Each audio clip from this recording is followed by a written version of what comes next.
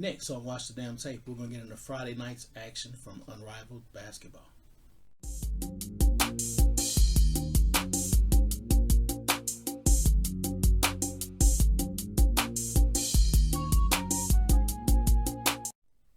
Welcome to Watch the Damn Tape. I'm the Beat Chef.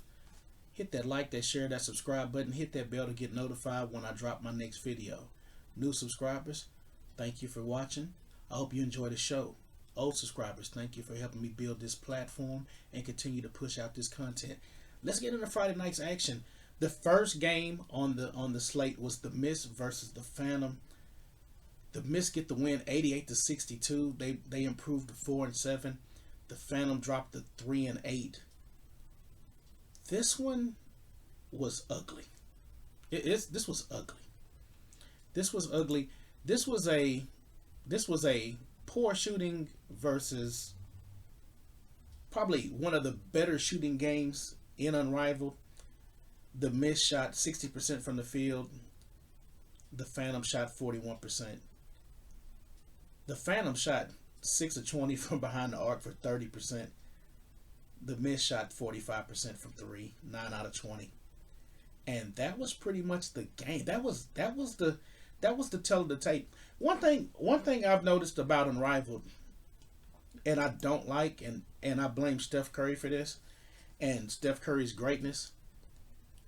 Players in the past, if a person was sagged, say like your defender you were coming down court on a break, and the defender sagged to the foul line, you would push it in closer and maybe go for a drive or take a shot. Nowadays, if you sag any, these guys are pulling up at the 3, and in Unrivaled it's even worse. Come down and just fire up a 3 on a fast break like you're Steph fucking Curry. I mean, it's annoying. Sabali. Sabrina Nescu had 20 points. She shot 5 of 17, 3 of 9. Had 8 rebounds. Katie Lou Samuelson, 13 minutes, had 8 points. Sabali had 4 points, 2 of 7. Brittany Griner, 11 of 14 for 24. I told you, in Unrivaled, Brittany Griner should average 25 to 30 points a game. She's the tallest woman in Unrivaled and a matchup nightmare. And think about it. You got Brittany Griner, a clear mismatch, and the tallest person on the T.U.S.S.L.E, it's Breanna Stewart. Breanna Stewart's not going to want to bang with Brittany Griner all game. And Brittany Griner played 14 minutes. Breanna Stewart still carrying the T.U.S.S.L.E. 21 points, 8 of 14. They shot great. Rickea Jackson, 7 of 12 for 20. Jewel Lloyd, probably her best shooting game in Unrivaled, 7 of 10 for 18. Vandersloot. Well, Vandersloot's starting to come on and starting to contribute in a number of ways. Vandersloot, 5 of 8, 9 minutes, had 13 points in 9 minutes. Dejanay Carrington, 8 minutes, 9 points. And Aaliyah Edwards, 8 minutes, 7 points. Aaliyah Edwards hasn't played much the last game, and they made point of that, and she didn't play much this game either. This game was 77-57 after the third quarter. This was an ass whooping. They beat the brakes off the Phantom. The Phantom for pretty much having everybody except for Marina Mabry. Thank you for one of the comments, Mabry. Not playing. This team way underperforms.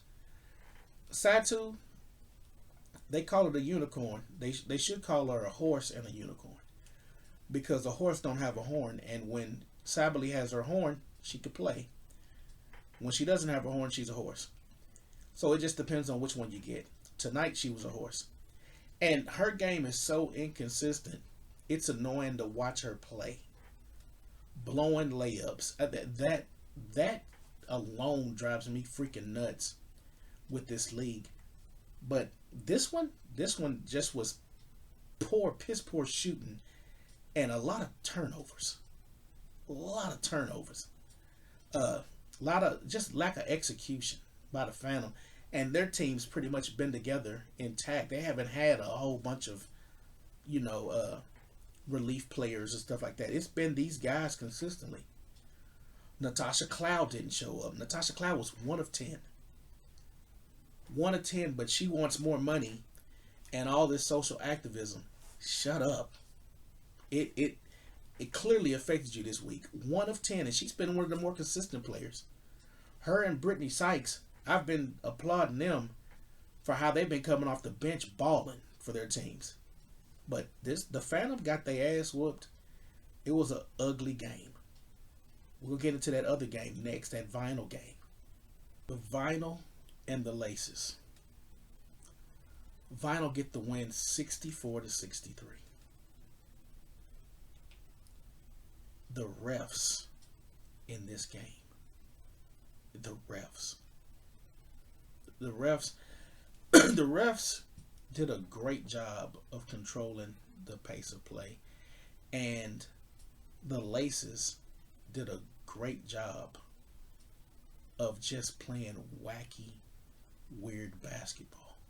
This was a strange game. This was a head scratcher. The Laces had 6 players. The Vinyl only had 5. And the Vinyl were playing with purpose. And the Laces, who for the most part at the beginning of the season seemed to have a rhythm, seemed like they were the second best team in the league next to the Lunar Owls, just looked lost. Alyssa Thomas was 8 of 11, 16 points, 9 rebounds. She was doing her thing. She was playing a lot of bully ball. I mean, she would put that shoulder down and she'd light you up. It was a couple times I thought it should have been a charge called on her, but they let it slide. She was real aggressive. Kayla McBride, 5 of 18, 12 points. When Kayla doesn't get that 20, boy, this team looks super average. And it was weird because Tiffany Hayes came back.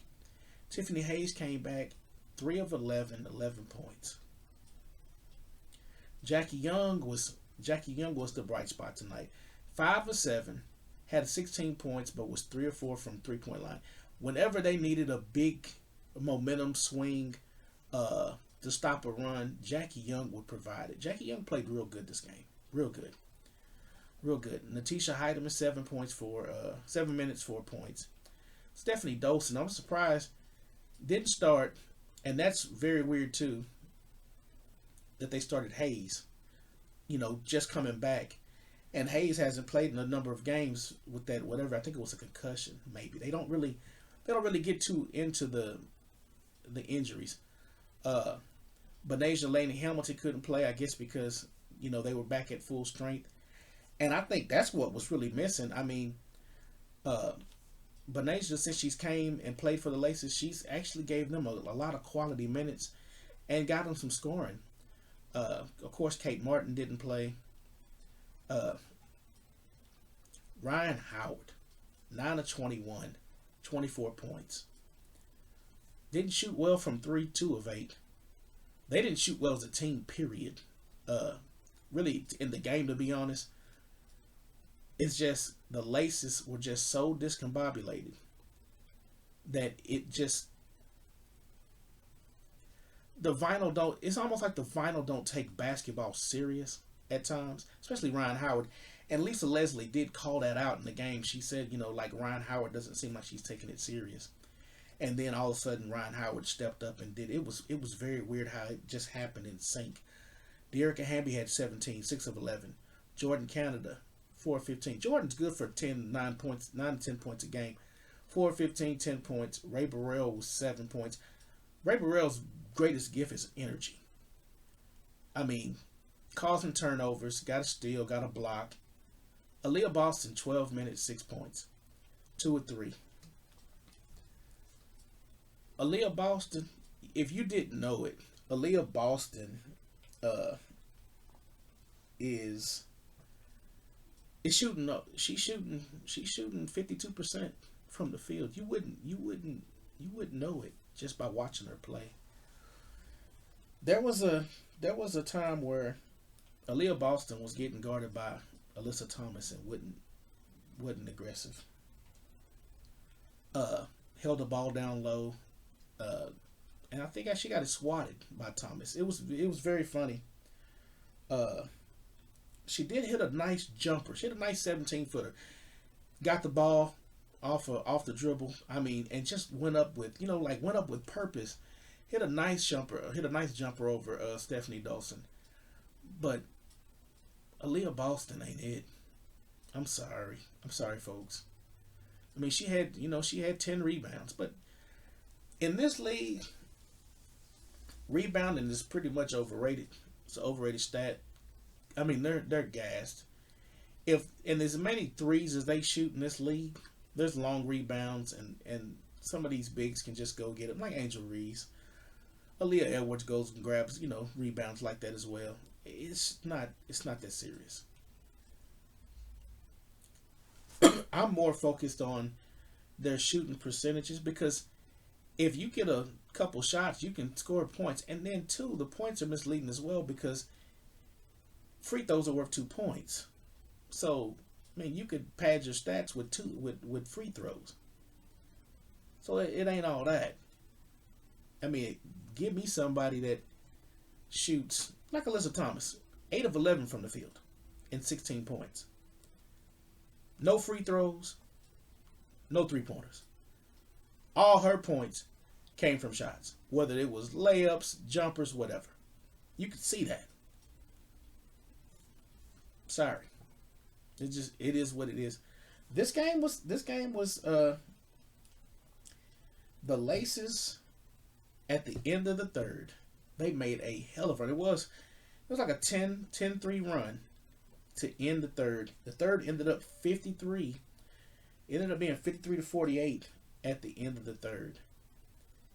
And you just knew they were going to, because they're the better team. Even though their records are both the same, one of those games was given to the Vinyl because of that injury weekend where the Laces didn't have enough players to suit up, so they forfeited the game. So that's what makes the records look misleading. But yeah, it was close. It was close. Then they had a chance, and it just was like a couple possessions, mental collapses coming down shooting 3-pointers. Kayla McBride was just firing them up, and she wasn't making them.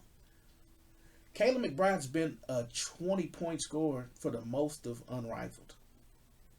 But this game, El Zippo. And they just looked lost. Real lost. It was strange to watch. And the refs can keeping the flow of the game kind of close to keep it was almost like the refs were, like it was like WWF where you want the other person to start making a comeback to make it exciting, and that's kind of like what the refs were doing this game. They were really controlling the ebb and flow with the fouls, and it just screamed scripted. But the Vinyl are 5-6, and the Laces are 5-6, and the Vinyl got the tiebreaker. But that was Unrivaled for Friday night. Looking forward to Saturday night's games. Let me know what you guys thought. Leave your comments below, and until next time, peace.